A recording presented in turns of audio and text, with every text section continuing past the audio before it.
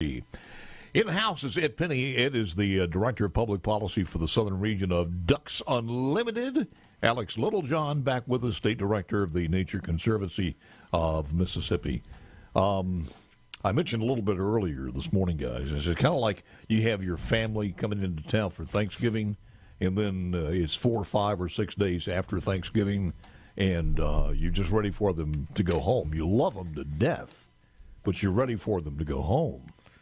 You guys know where I'm attaching this analogy to?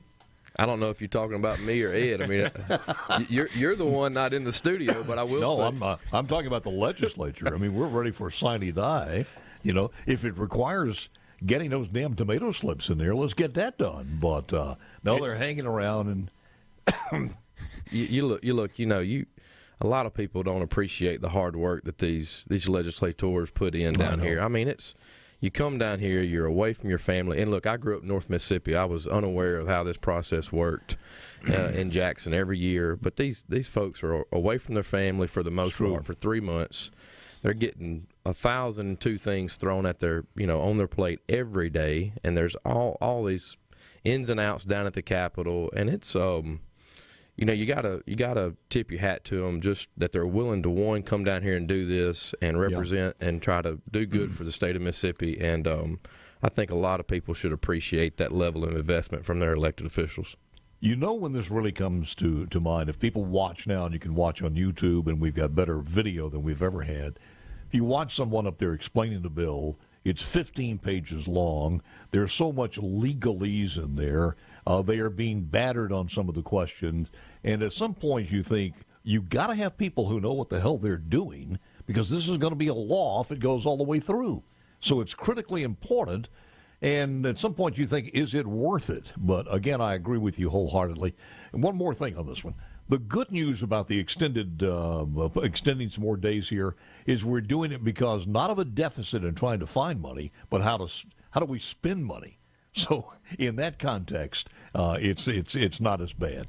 Ed, let me ask you, sir, or Alex, both of you, where are we on the Wildlife Fund? And you guys just bring us up to date. Well, we're getting close. We're discussing a lot and having a lot of final conversations, but we're getting close to having a deal done. We've been talking about this, Paul, at least I've been talking about it for about 7 or 8 years, and we've been talking about it seriously for about 2. So, nobody's debating whether this needs to exist, but we're talking about the details on what it should do and what it should look like. So we're in good shape. Alex?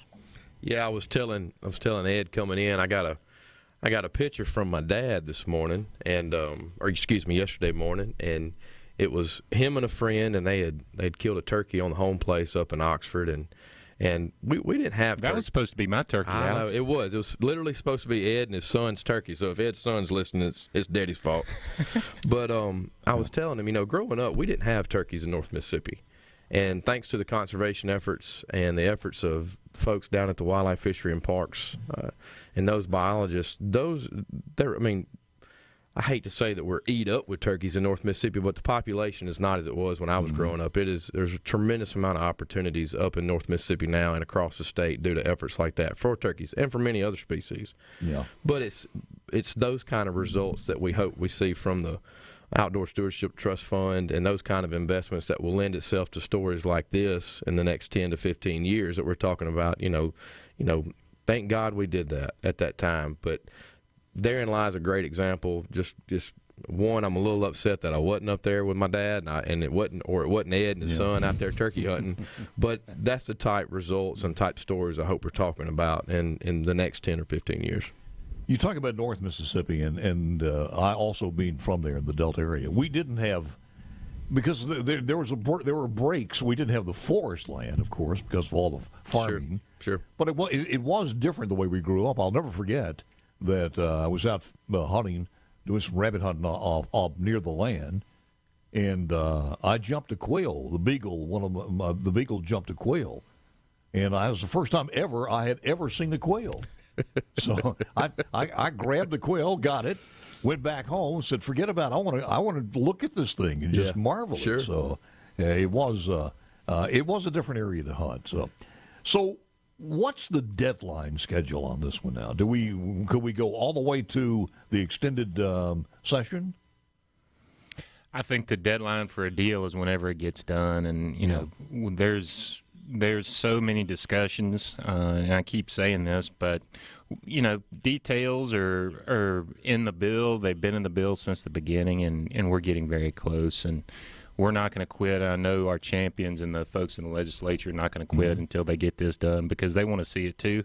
They've heard us. They've had a lot of conversations, and they know how important it is for their own district and our state to move forward and get this done. We got to get this done now. So we're going to keep working over the next few days. Alex, let's do this. And I know you guys got a meeting to go to, so I only got one segment with you. But let's look ahead on this one. Let's just say that this is a done deal and the governor signs it. How fast will we see some things materialize? Well, you know, it's funny you asked that question. I was talking to my colleagues over in Georgia, and I know we always use Georgia, and that's kind of like a broken record for us. But they're close to a neighboring state. They're new to this.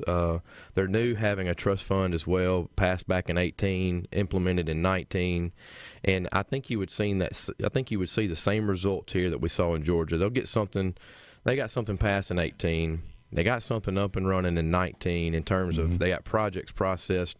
But in the first year, they took $20 million from the trust fund and leveraged it almost into $100 million, with $70 million of that 100 coming from federal funds that they were able to draw down on available pots of money that Ed and I know have historically been here, but now are at unprecedented levels that as far as this trust fund goes, I think you would see that same timeline here, and that in a year's time we would be able to show results from leveraging opportunities of projects, in and across Mississippi that would benefit, you know, communities and populations from south of Memphis all the way down to Gulfport, you know, Greenville over to Meridian. You know, Paul, one last point. We've got the NRA to the Garden Club supporting this bill. We've got the Mountain Bike Association to the Turkey Federation to the Shooting Sports Foundation, all supporting this because of what it means for Mississippi. And it's not hunting and fishing. It's not just, you know, having a good time. This is for farms, this is for ranches, this is for forests, this is for water, this is for folks that can enjoy the outdoors across our state. I do know that the members of the House and Senate have been working on this hard, and it's been one of those things that we've come a long way, and from your perspective, you think we're almost there. We are very, very close, and you know it's been fun hearing people talk about this since the beginning, like I said, and we're getting close, and we're making progress, and we are confident we can get something done. And that leadership in both the House and the Senate, and the support and the tireless efforts that, you know, again, it goes back to what I said earlier about your elected officials pretty much setting aside 3 months of their year, coming down here to debate these topics, to vote on bills, to help pass successful legislation, impactful legislation. And our effort here is no different. This bill is no different, and we really tremendously appreciate the amount of effort and support that's gone into this, because these things are never easy. It's not just ours. It's all the topics that they have to cover down here every session. I swear I've been down here 10 years, and I don't know that each session gets any easier for them. And they deserve a round of applause just every time that they're down here during session and working for their constituents back home. If you think this is bad, try the first one, as you well know, when it's 4 months instead of 3 months. Well, that curveball during COVID, where it was extended out through October, that was one I think we'll all talk about someday. Well, look, guys, I thank you for coming in. I know you got to go, but any wrap-up, final thoughts from Ed Penny, Director of the Public Policy, Southern Regional Ducks Unlimited? Go forth. Well, we are behind this. Ducks Unlimited is not going to quit supporting this, and we appreciate, like Alex said, all the hard work of our legislators here in Mississippi, because we are based here and we love this state. Alex? Same. Me and Ed are going to go try to find a turkey sometime next week. It's just not going to be at my home place now, thanks to my dear father. What was a review of the ending duck season this year? How did we do? Above average, above expectation, but not much. Yeah, that's not bad. Yeah. Thank you, guys.